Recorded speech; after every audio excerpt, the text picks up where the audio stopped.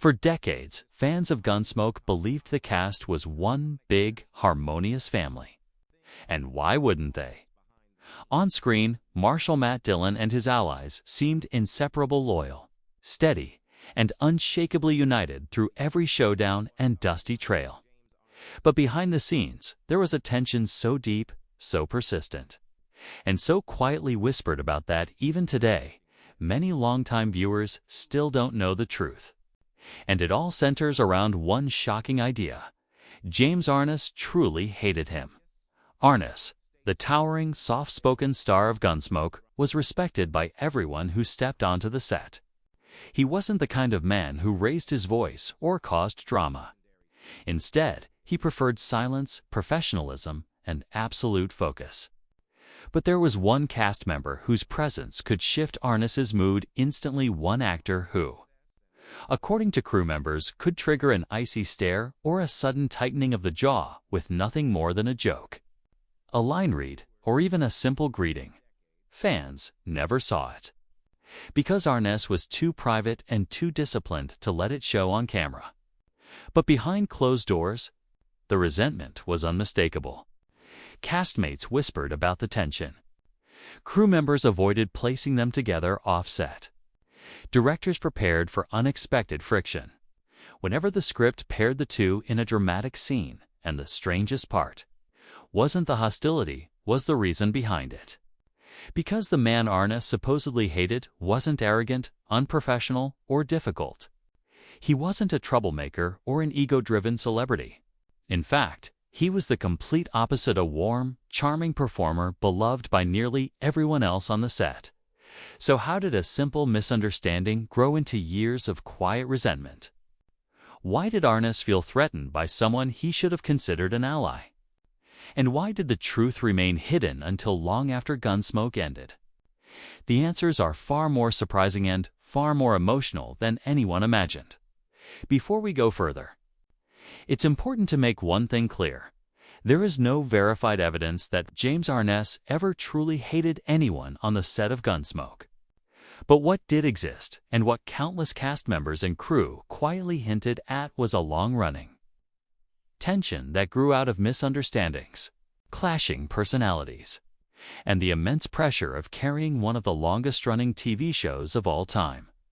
What follows is a dramatic, documentary-style retelling, crafted for storytelling purposes in the tone you requested.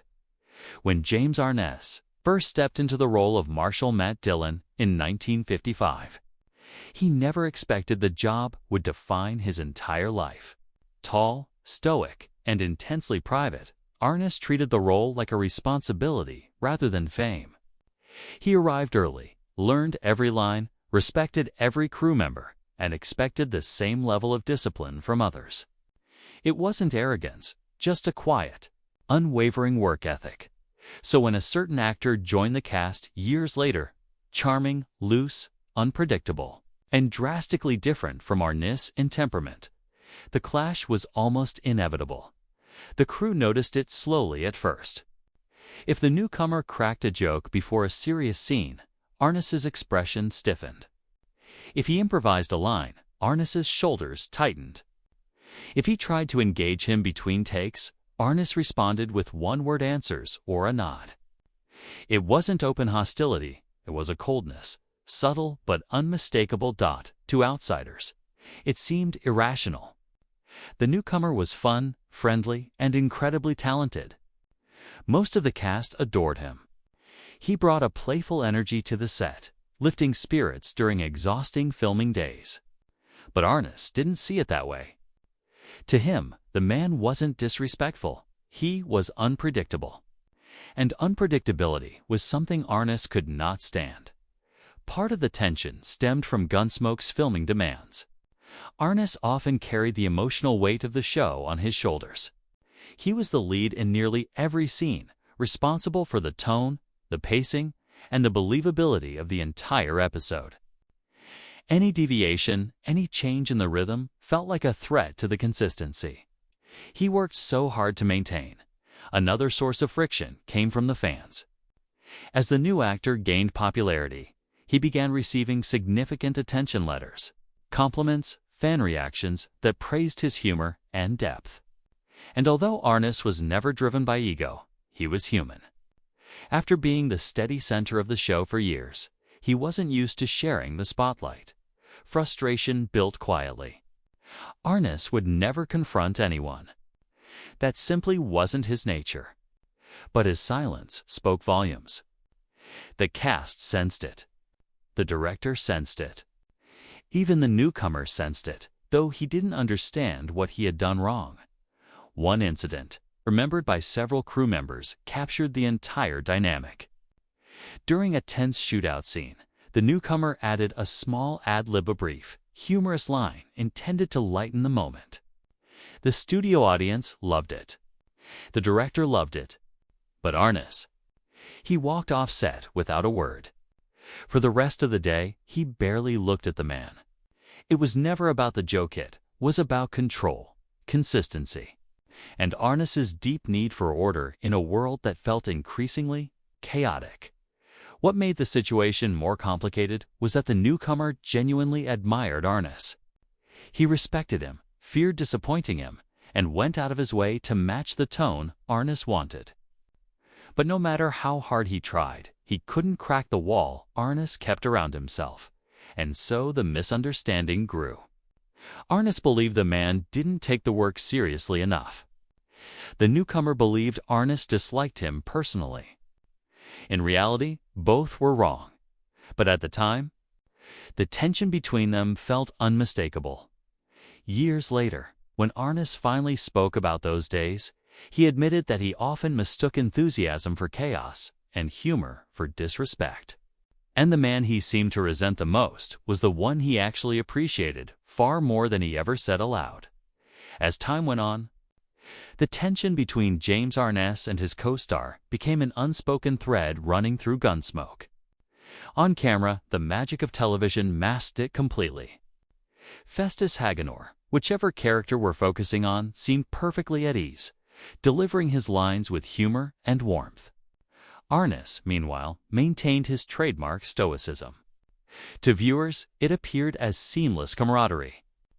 But behind the scenes, every interaction was charged with a quiet friction that only the crew and cast fully understood. The origin of the tension was not simple. Arness had spent nearly a decade building the world of Dodge City, and every actor who joined the show after him was, in a way, stepping into a system he had meticulously shaped. He had a vision for how Matt Dillon should behave, how scenes should flow, how the tone of the show should be maintained. Any deviation, even a small improvised line or gesture, felt to him like a potential disruption. And when his co-star brought improvisation, humor, and unpredictability to the set, Arness's discomfort was almost instantaneous. It wasn't just professional rigidity either.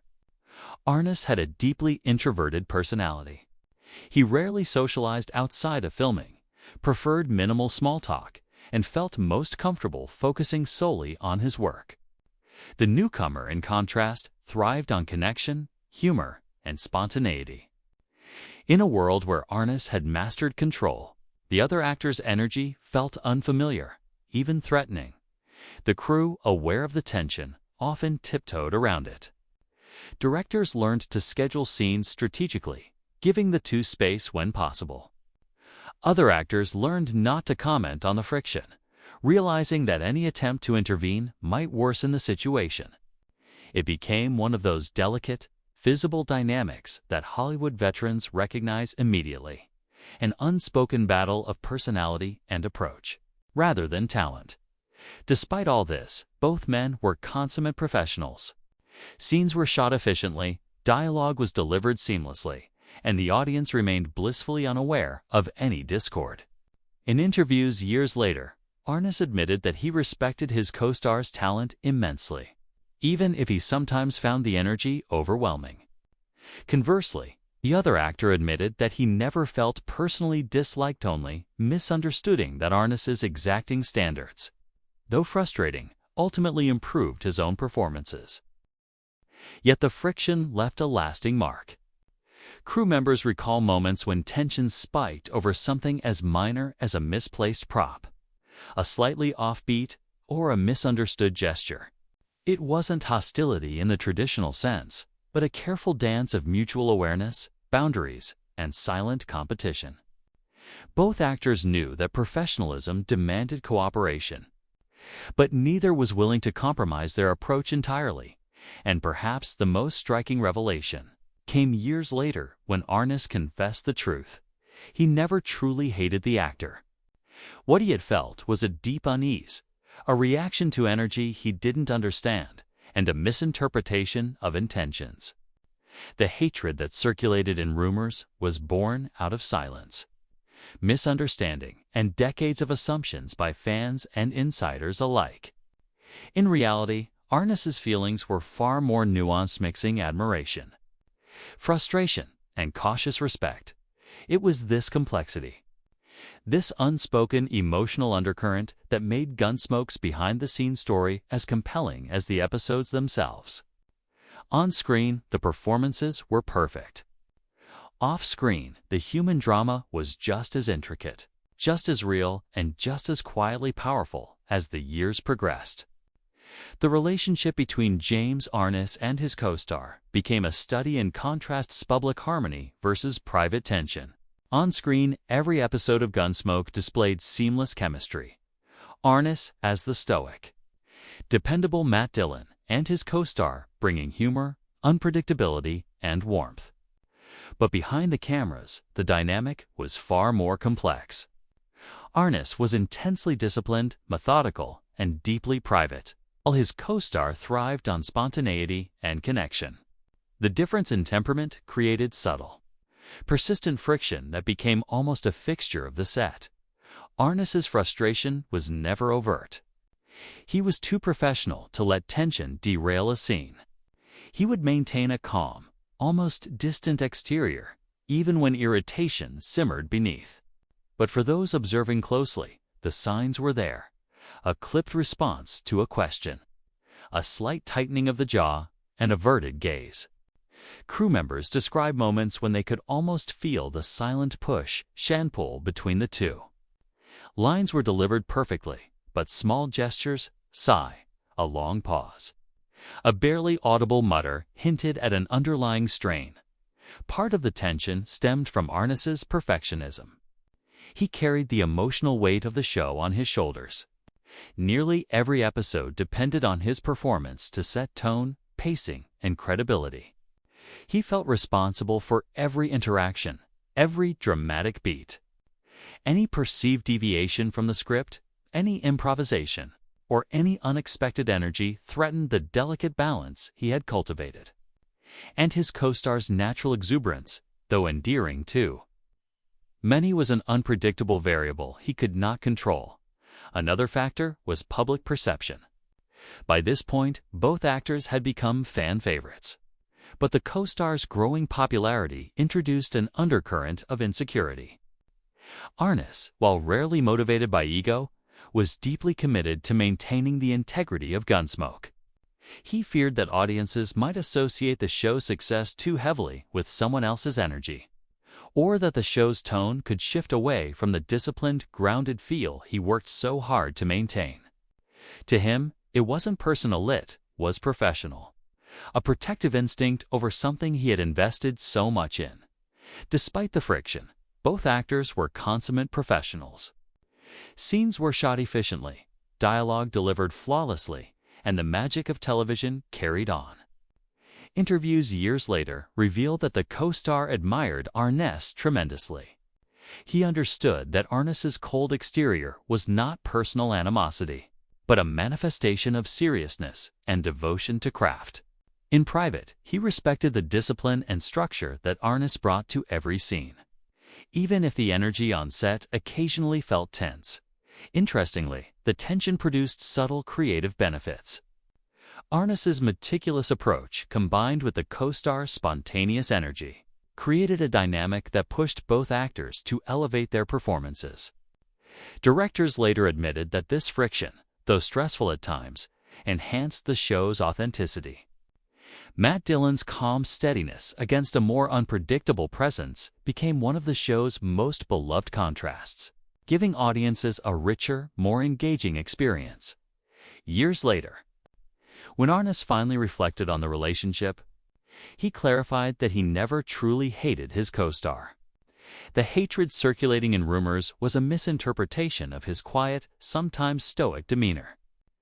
What he had felt was tension, unease, and the challenge of adapting to a personality that differed from his own.